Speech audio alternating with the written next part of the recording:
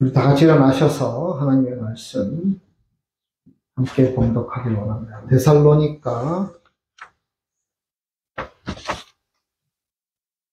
전서 5장 16, 17, 18절입니다.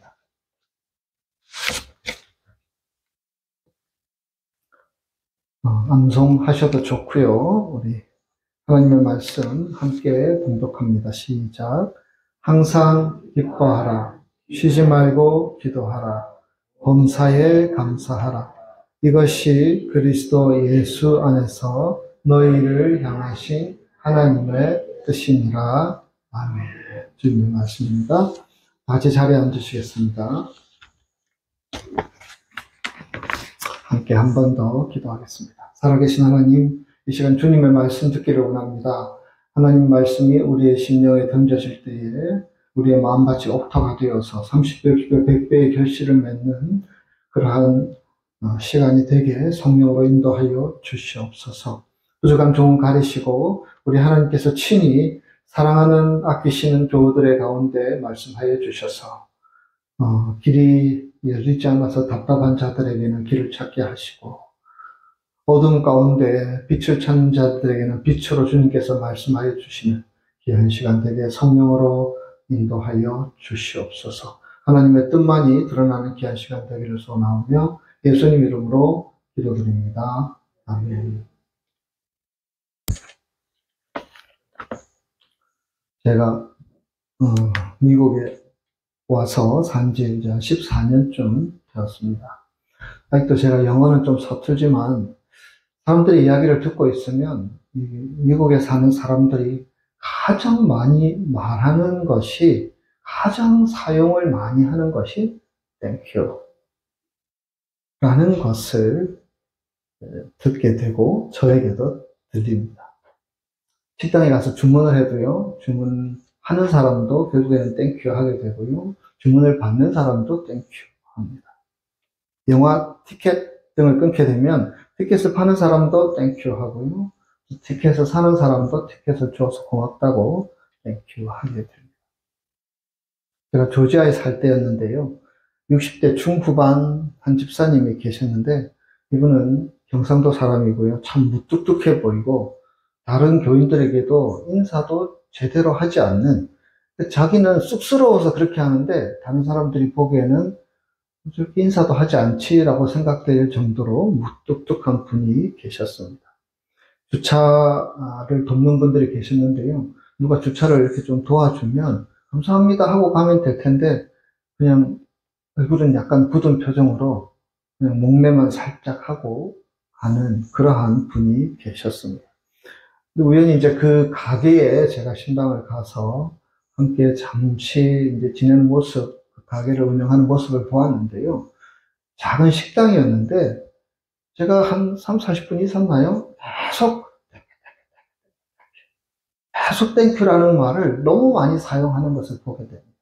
그러니까 이제 그렇게 일하는 삶의 자리에서는 그 문화에 적응해야 하니까 그렇게 하는 것입니다. 그래서 계속 그 말을 되뇌는 것을 보면서 그렇게 할 수 있겠구나 생각이 들었습니다. 미국의 문화 때문이겠죠. 조그만 것에도 그렇게 감사하다라고 말할 수 있는 것이 저는 참 좋았습니다. 감사한 일이 생기면 사람들은 감사하다고 표현합니다. 표현의 강도는 다르지만 감사한 일이 생기면 누군가가 내가 할 수 없는 일을 도와주거나 또 격려를 해주거나 칭찬을 해주거나 또 도움을 주었을 때, 조언을 했을 때에 감사합니다라고 말하는 것이 누구에게나 다 일반적인 일입니다. 그런데 오늘 성경 말씀에서는 이렇게 말씀합니다. 범사에 감사하라. 범사에 감사하라라는 말은 모든 일에 감사하라. 어떤 환경 속에서, 어떤 상황 속에서도 감사하라라고 주시는 말씀입니다. 내가 이런 처지에 있고 저런 처지에 있을 수 있지만 어떤 처지에 있어도 감사하라. 교회 다니지 좀 되신 분들은 이 말을 조금 거짓을 보태서 귀에 못이 박히도록 들었을 것입니다. 범사에 감사하라. 감사해야죠. 감사해야죠. 우리도 사용하고 남들도 사용하는 것을 참 많이 들었으리라 생각합니다. 하지만 모든 일에 어떤 처지에 있든지 감사하는 것은 참 쉬운 일은 아닌 듯합니다. 일단 우리에게 익숙하지도 않고요. 또 그런 말이 부담스럽게 느껴지기도 합니다. 어떻게 모든 일에 어떤 처지에 있든지 감사하며 살 수 있다는 말입니까? 감사하지 못할 상황들이 세어보면 얼마나 많은지 모릅니다. 예전에 제가 한국에 있을 때 이런 일이 있었습니다. 어떤 교인분이 교통사고가 났고요. 차는 폐차가 되었습니다. 좀 심하게 다쳐 보였고요. 피도 많이 흘렸습니다. 아주 큰 사고였는데요. 다행히 한 4, 5개월 치료한 후에 치료의 결과를 보면 다른 곳은 다 멀쩡했는데 한쪽, 그러니까 왼쪽 다리를 조금 절게 되었습니다.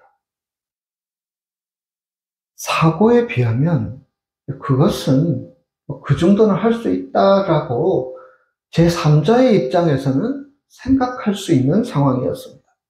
근데 그분도 그리스도인이었고요. 주위에 그리스도인들이 참 많았는데 많은 사람들이 사고가 나고 그 이야기를 알 때부터 찾아와서 하는 말이 야, 다행이다. 집사님은 감사해야 되겠네요. 이런 말을 하는 것이었습니다. 얼마나 감사한 일입니까? 저렇게 큰 사고를 당했는데 이 정도밖에 안 다쳤다면 하나님의 은혜입니다. 정말 감사해야 합니다. 이렇게 얘기합니다. 근데 여러분, 정작 그 본인은 그 말이 정말 듣기에 힘들었다고 시간이 지난 후에 말씀하셨습니다. 이제 한쪽 다리를 절게 되었는데 이제 한쪽 다리는 정상적으로 걸을 수도 없고 뛰는 것은 그분도 운동을 참 좋아하시는 분이었는데요. 뛰는 것은 생각도 할 수 없게 되었는데 사람들이 감사해야 된다고 얘기하는 것이 너무나 힘들게 마음이 아프게 들려졌다는 것입니다. 자기가 그런 일을 당했으면 이렇게 감사했을까? 그런 생각이 들어서 그런 사람들 하는 사람들의 꼴도 보기 싫었다고 그런 얘기를 하셨습니다. 다른 사람들은 불행 중 다행이라고 하나님의 은혜라고 얘기했지만 자기 얘기가 아니니까 그렇게 얘기하겠지? 이런 마음이 들었던 것입니다. 여러분이 만약에 이런 상황에 처하게 되었다면 여러분은 감사하시겠습니까? 아니면 절개된 다리로 인하여서 낙심하고 불평할 것 같습니까? 이게 내가 당한 것과 남이 당했는데 그것에 대해서 말하는 것은 분명히 다르기는 다른 듯합니다. 해석이 달라질 수 있죠.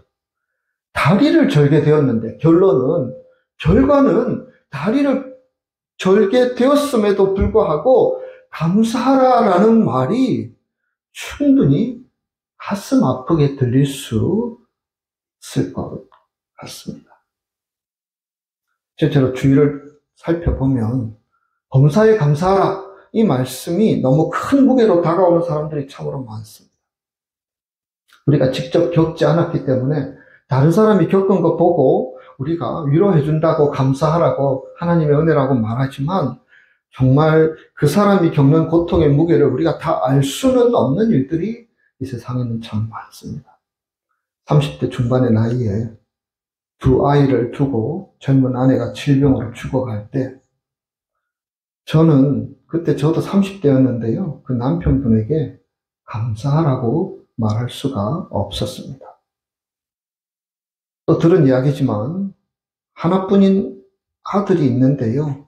그 아들은 30이 되어도 이 지능이 5살 정도밖에 되지 않았다고 합니다. 그래서 5살쯤 되어서 이제 겨우 대소변 정도 가릴 때가 되었는데 남편이 그 아이의 아빠가 일찍 돌아가시게 됩니다. 그리고 근심하는 그 어머니의 눈물을 들은 적이 있습니다.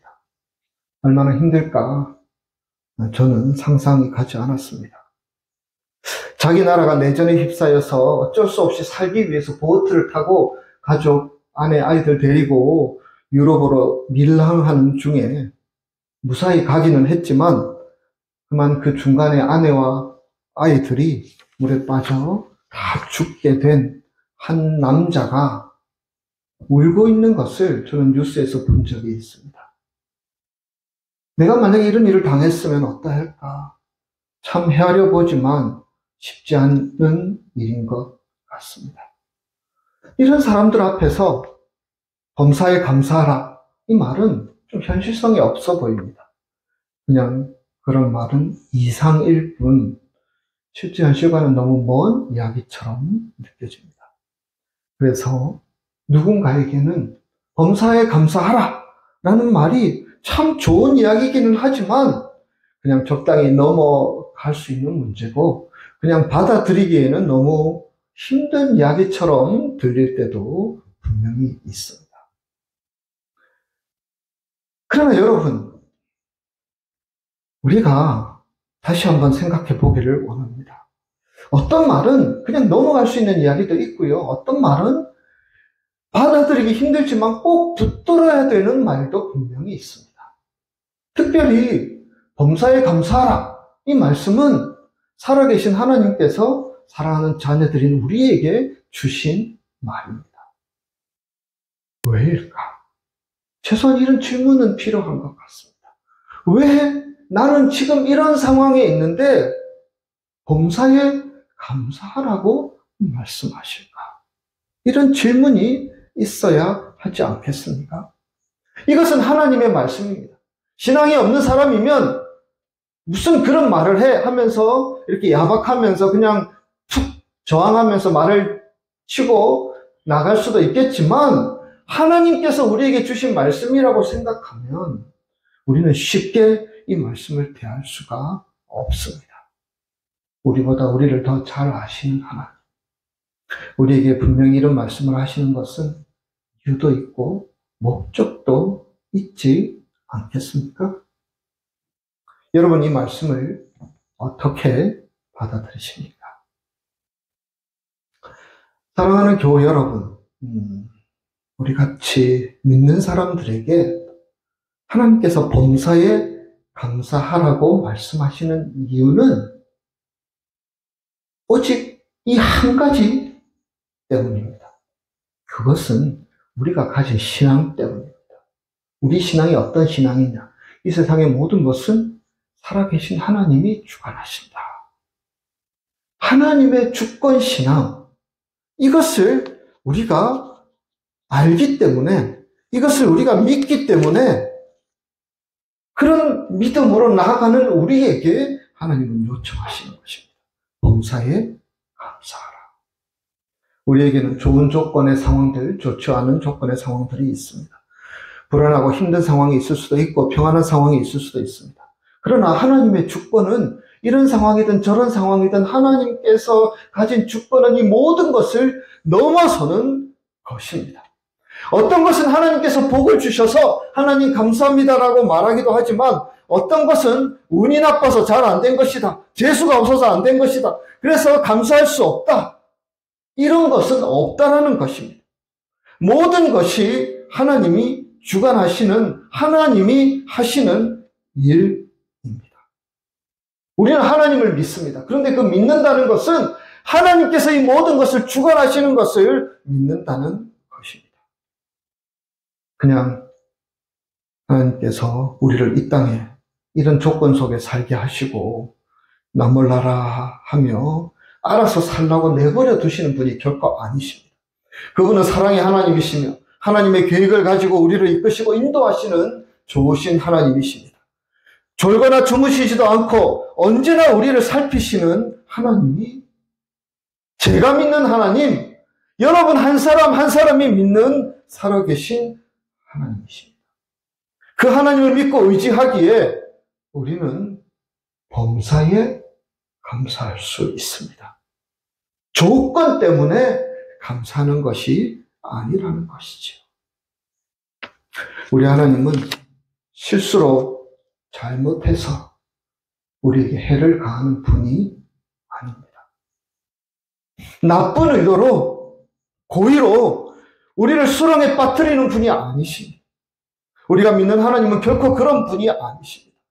하나님께서 우리에게 행하시는 모든 일들은 하나님의 사랑이라는 그 잣대를 가지고 행하신다라는 것입니다. 우리는 요셉을 압니다. 여러분, 요셉의 인생이 태어나서 잠깐 행복한 것 같았지만 참 힘든 인생을 살았습니다. 형들이, 무려 형이 10명이나 있었는데 한 사람도 자기를 구해주지 않고 수렁에 집어넣어버리고 죽이려고 하고 애굽으로 팔아버립니다. 여러분, 그 상황에 어떻게 하나님의 섭리를 얘기할 수 있겠습니까? 애굽으로 팔려가서 열심히 살았는데, 최선을 다하고 인정도 받았는데, 나베 모함을 받아서, 보디발의 아내의 모함을 받아서 또 감옥에 갇혀버리게 됩니다. 이런 일들을 우리가 어떻게 해석하고 어떻게 설명할 수 있습니까? 하나님께서 그 모든 일에 개입하시고 이끄시고 인도하시는 것을 믿고 의지하지 않으면 설명할 방법이, 해석할 방법이 없다라는 것이죠. 그리고 하나님께서는 요셉을 결국에는 들어 세워주셔서 하나님의 섭리, 인생 태어나면서부터 끝까지 계획하시고 이렇게 움직여 가시는 그 하나님의 세밀한 역사하심을 요셉으로, 형들로, 아버지로 다 보게 하셨습니다. 하나님의 사랑이요, 하나님의 은혜의 행동입니다. 마찬가지입니다. 여러분, 하나님은 여러분들을 사랑하십니다. 하나님은 여러분들을 정말 사랑하십니다. 그리고 그 사랑으로 지금도 앞으로도 우리를 대해 주신다라는 것을 우리는 믿어야 합니다. 로마서 8장 32절에 이렇게 말씀하십니다. 자기 아들을 아끼지 아니하시고 우리 모든 사람을 위하여 내주신 이가 어찌 그 아들과 함께 모든 것을 우리에게 주시지 아니하겠느냐? 하나님이 우리에게 반문하고 계십니다. 내 사랑을 믿으라고 얘기하시는 말씀입니다. 그 말씀 아닙니까, 여러분? 내 사랑을 굳게 믿고 그 믿음을 가지고 내 삶을 해석하고 내 삶을 풀어나가도 된다고 말씀하시는 것입니다. 우리를 구원하기 위해 아들을 포기하신 사랑의 하나님. 우리가 그 하나님께 인생을 걸어도 되고 그 하나님께 모든 것을 믿고 살아도 되고 하나님께 맡기고 신뢰하며 하나님께서 책임질 것을 믿고 살아도 된다라고 지금 이 말씀은 우리에게 말씀하시는 것입니다. 더 나아가서 하나님은 우리가 잘한 일도 잘못한 일도 일을 하려고 수고했는데 중간에 포기해버린 일들도 이 모든 것들을 하나님은 주관하시는 분이십니다. 그분은 우리의 삶의 이런저런 일들 속에서 합력하여 선을 이루시는 분이십니다. 분명히 내가 능력이 부족하고 지혜가 부족해서 거기까지밖에 못했는데 하나님은 그것조차도 사용하셔서 우리에게 유익하게 하시고 우리를 성장하게 하시고 우리를 깨닫게 하시고 우리에게 은혜가 되게 하시게끔 과정 가운데 역사하시는 분이라는 사실입니다. 사랑하시는 우리 하나님은 우리가 분명 믿을 만한 분이십니다. 그 하나님은 어쩌면 우리에게 너희 인생은 내 손에 다 맡겨도 돼. 내가 이끌 테니까 나를 신뢰하고 내게 다 맡겨. 그렇게 말씀하시는 분이십니다. 그래서 그런 하나님께서 우리에게 하시는 말씀이 범사에 뭐 하라고요? 감사하라. 우리가 그 하나님을 신뢰하며 범사에 감사하며 살라고 요청하시는 것이지. 여러분, 그러나 하나님께 감사하는 마음으로 살게 되면 세상이 달리 보일 수 있습니다. 우리의 삶이 달라질 수 있습니다. 정말 하나님의 시각으로 세상을 볼 수 있고 우리에게 주어진 현상과 상황과 조건과 사람들을 해석할 수 있고 바라볼 수 있고 풀어나갈 수 있는 지혜가 범사에 감사하는 자들에게 있게 되어진다라는 것입니다. 그래서 하나님께서는 계속해서 범사에 감사하라 라고 말씀하시는 것입니다. 감사지수라는 말이 있습니다. 어떤 사람들은 감사를 잘하고 어떤 사람들은 감사를 잘 못한다. 그래서 감사지수가 높은 사람은 더 많은 감사를 하게 되고 감사지수가 낮은 사람은 그렇지 못하다. 뭐 그런 이야기입니다. 그러나 거꾸로 이 말을 해석해 보면 감사가 넘치면 더 행복해지고 감사지수가 낮으면 불행하게 느낄 수 있다라고 이야기합니다. 특별히 영적인 사람들은, 하나님을 믿는 사람들은 이 감사지수가 높은 사람들로 되어져 갑니다. 그리고 그것이 높을수록 긍정적인 삶을 살 수 있게 되고 하나님이 주신 은혜를 은혜로 받아들이고 살게 된다는 것이지요. 우리가 이 시간 이 감사지수를 좀 높이기 위해서 어떻게 해야 할지, 그리고 이 말씀은 결국 범사에 감사하라는 이 말씀을 붙들고 살기 위해 어떻게 해야 할지에 대해서 몇 가지로 잠시 살펴보길 원합니다. 첫째로, 감사는 믿음입니다. 이 말은 다르게 얘기하면 우리가 감사한 만큼 믿게 된다라는 것입니다. 감사한 만큼 믿어지게 된다라는 것이지요. 남들이 다 감사할 수 있는 일로 우리가 감사하면 우리의 믿음은 그 정도라는 것입니다. 그런데 저건 감사하기 힘든 상황이야 라고 느낄 수 있는 상황 가운데 그 사람이 그 상황을 자기 나름대로 해석해서 감사할 수 있으면 그 사람의 믿음은 또 그 정도까지 사람 믿음이라고 이해할 수 있습니다. 여러분 그렇지 않습니까? 믿음이 없으면 감사할 수 없습니다. 하나님을 전적으로 신뢰할 수 없으면 감사가 나올 수 없습니다. 일이 어떻게 될지, 결과가 어떻게 나올지 아무것도 모르는데 그냥 요행에 운에 맡겨야 하는데 무슨 감사가 나올 수 있겠습니까?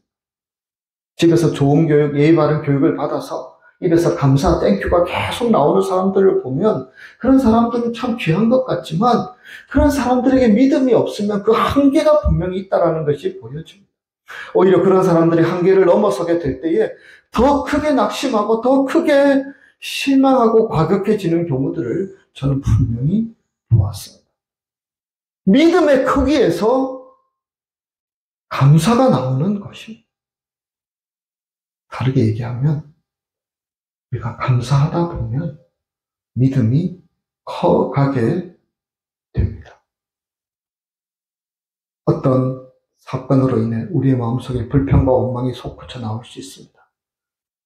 그러나 나를 힘들게 하는 그 사건에 집중하지 않고 나의 삶을 돌보시는 하나님을 바라보고 하나님께서 행하실 일들을 기대하며 하나님께 집중하다 보면 우리 입에서 감사의 조건들이 보여지고 고백할 수 있게 됩니다.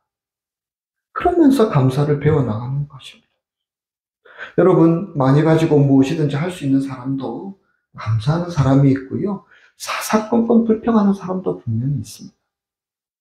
별 가진 게 없는 상황이라고 힘들고 어려운 상황에 놓인 사람들도 자기의 상황 때문에 한탄하고 탄식하며 팔자 타령하며 그렇게 사는 사람들도 있고요.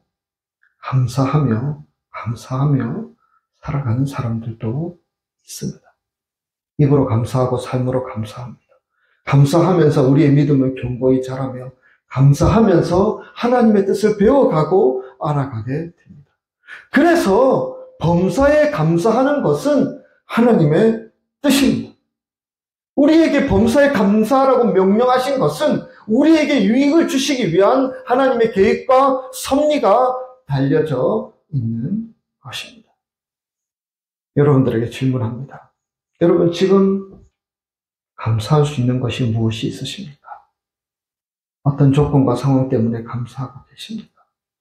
혹 내가 감사하지 못하고 있는 부분은 또 무엇이 있습니까? 감사하지 못하는 부분들 답답하고 힘들겠지만 믿음으로 한번 감사로 바꿔 보십시오. 감사의 조건을 한번 생각해 보십시오. 그리고 그것을 가슴으로는 느껴지지 않지만 우리 주님께, 우리 하나님께 이런 힘든 상황 주셔서 감사합니다. 고백할 수 있기를 소원합니다. 그렇게 하다 보면, 믿음으로 고백하다 보면 우리에게 주어진 상황을 해석하게 되고 우리가 감사의 사람으로 되어져 갈 것입니다. 이런 은혜가 여러분들에게 있기를 소원합니다. 둘째로, 감사는 의지이고 결단입니다. 저절로 불평의 마음이 감사로 채워지는 것이 아닙니다. 감사는 우리의 의지이고요. 감사하기로 결단하는 것입니다. 범사에 감사하는 것은 의지와 결단 없이는 결코 이루어지지 않습니다. 우리의 마음, 우리 입술은 세상 속에 그냥 내버려 두면 감사로부터 점점 멀어지게 됩니다. 그래서 의지와 결단이 필요합니다. 감사하기로 마음 먹으면, 감사하기로 결단하면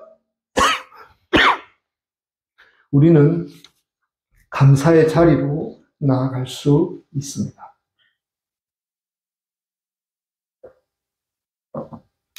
성경 속에 감사라는 말이 참 많이 나오는데요.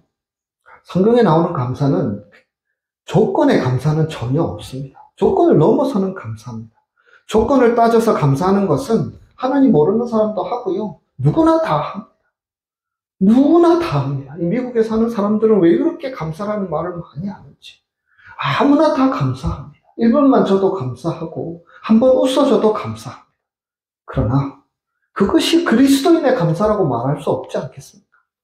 범사의 모든 조건이 우리에게 꼭 맞아서 사는 사람이 도대체 누가 있겠습니까? 사람들의 모습은 다 비슷합니다. 좋은 일도 있고요. 힘든 일도 있고. 비교해보면 힘든 일들이 조금 더 많고, 힘든 일이 조금 더 무겁고, 조금 더 긴 것 같고, 그렇습니다. 그래서 의지가 필요합니다. 그래서 감사는 의지이며 결단입니다. 감사하기로 정하고 감사하며 살기로 결단해야 합니다. 한번 감사하기로 결단한다고 해서 늘 감사만 입에서 나오지는 않습니다. 감사는 연습이 필요합니다. 하루를 시작하면서 오늘도 감사로 채워지는 하루가 되게 하소서 기도할 수 있기를 원합니다. 오늘도 범사에 감사하게 하소서. 그렇게 기도한 후에 하루를 열게 되면 우리는 좀 더 감사하는 마음들을 연습하게 됩니다. 여러분, 가까운 사람들에게 감사를 표현할 수 있기를 바랍니다. 가족들에게, 남편, 아내에게, 자녀들에게, 부모에게 감사의 마음을 자주 표현할 수 있기를 원합니다. 감사하는 일들이 분명히 있습니다. 어떨 때는 그 사람 생각하면 우라가 치밀어서 오르는 경우들도 있습니다. 그러나 그것만 생각하지 말고 잘 생각해 보면 그 사람에 대해서 감사할 일들이 분명히 있습니다. 그것을 생각하면서 의지로, 결단으로 감사하라는 말씀입니다. 감사는 의지이기 때문입니다. 여러분, 옆에 앞에 계신 분에게 이렇게 우리가 표현하기를 원합니다. 함께 예배 드릴 수 있어서 감사합니다. 지금 서로 인사하기를 원합니다.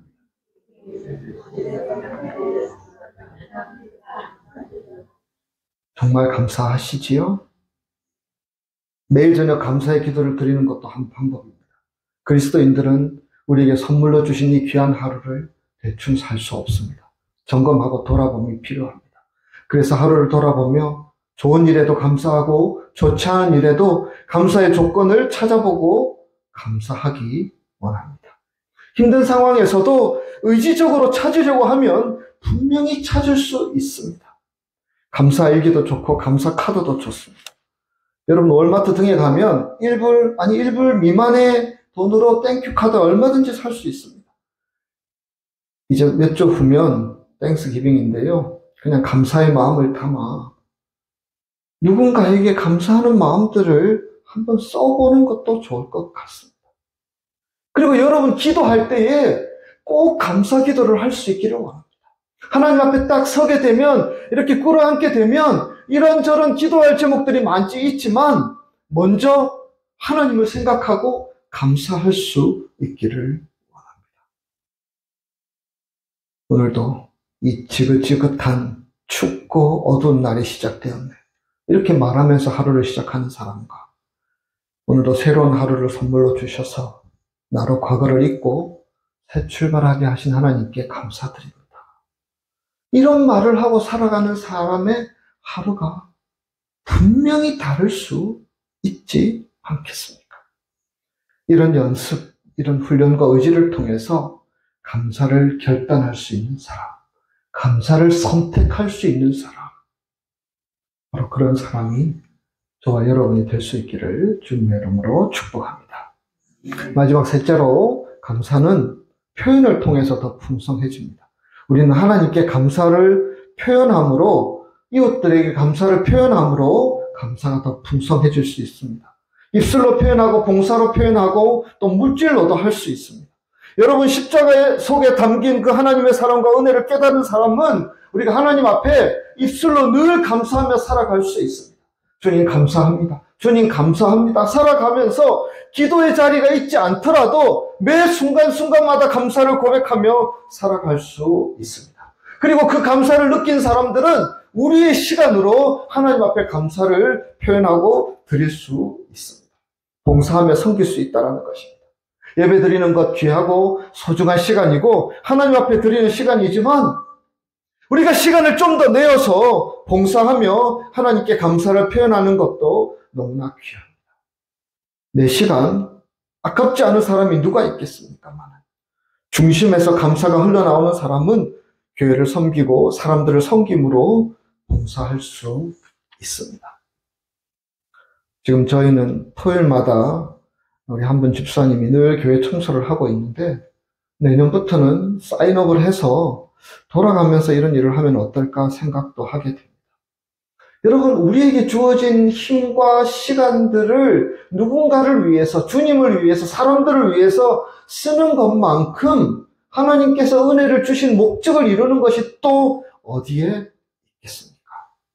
여러분들의 시간을 감사의 표현으로 사용할 수 있기를 원합니다.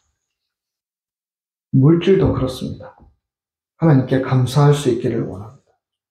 여러분, 이래서 감사하고 저래서 감사하다, 이 감사 헌금 봉투에 좀 적을 필요도 있습니다. 우리의 필요를 위해서는 수많은 돈들을 아낌없이 사용하는데, 하나님께 우리가 감사하는 마음이 있음에도 불구하고 하나님께 어떻게 우리가 감사를 표현하는지 잘 모르겠습니다. 여러분, 감사하는 마음은 물질에도 돈에도 분명히 포함되어야 하지 않겠습니까? 우리가 액수를 말할 수는 없겠지만 하나님께 감사하는 마음이 있다면 우리는 우리의 삶의 모든 것들로, 시간으로, 우선순위로, 물질로, 어떤 것으로든 하나님 앞에 감사를 표현할 수 있어야 합니다. 이달 마지막 주는 감사주일이죠. 그래서 한 해 동안 하나님께서 베풀어 주신 사랑에 감사하며 제목을 적어서 감사 예물을 드릴 수 있기를 원합니다. 이런 훈련들이 우리의 믿음을 더 굳건하게 하고 풍성한 감사로 나아가는 통로가 될 수 있습니다. 말씀을 정리하기를 원합니다. 디모데전서 4장 4절 말씀, 우리 함께 읽어보겠습니다. 하나님께서 지으신 모든 것이 선하네 감사함으로 받으면 버릴 것이 없나니. 아멘. 하나님이 지으신 모든 것, 하나님께서 우리에게 행하시는 모든 것들은 다 선한 것들 뿐이십니다. 우리에게 유익이 되는 것들 뿐이십니다. 우리가 감사한 마음으로 받으면 버릴 것 없이 다 우리에게 유익이 될 줄 믿습니다. 그러나 불평과 원망하는 마음으로 우리에게 주어진 것들을 받으면 평안과 기쁨은 사라지고 하나님의 은혜를 은혜로 볼 수 있는 눈이 사라지게 될까 두렵습니다. 기도에 응답하셔서 감사하고, 어떨 때는 기도를 거절하셔서 우리를 연단하여 주심에 감사할 수 있기를 원합니다. 아름다운 장미꽃을 보면서 감사하고, 그 장미꽃 가시로 인해서도 아픔을 겪게 되기도 하지만 아픔을 딛고 성숙해짐으로 감사할 수 있기를 원합니다. 감사한 만큼 우리의 믿음은 자라고, 의지와 결단으로 우리가 감사하면서 믿음은 더 성숙해지고, 우리가 감사를 표현함으로 범사에 감사하는 사람임을 증명하며 살아갈 수 있기를 원합니다. 감사 지수를 좀 더 높이고 높여서 믿음 안에서 행복한 사람. 야, 저 사람은 어떻게 저렇게 감사할 수 있을까? 참 매력적이야. 이렇게 우리를 바라볼 수 있는 그런 믿음의 삶들을 살아가는 저와 여러분이 될 수 있기를 주님의 이름으로 축복합니다. 함께 기도하겠습니다. 살아계신 하나님, 감사드립니다. 하나님께서 우리에게 행하신 많은 일들로 진정으로 감사드립니다. 그러나 범사에 감사하라라는 말씀은 어떨 때는 짐이 되고 부담이 될 때가 있음을 주님 앞에 고백합니다. 그러나 오늘 말씀을 통해서 감사는 믿음임을, 의지와 결단임을 또 표현하는 것임을 묵상해 보았습니다. 우리가 감사를 연습하는 자 되게 하시고, 감사를 실행으로 옮길 수 있는 자가 되게 하시고, 감사를 통해서 우리의 믿음이 자라가는 하나님의 귀한 자녀들 다 될 수 있도록 주께서 인도하여 주시옵소서. 감사드리옵고 예수님 이름으로 기도드리옵나이다. 아멘.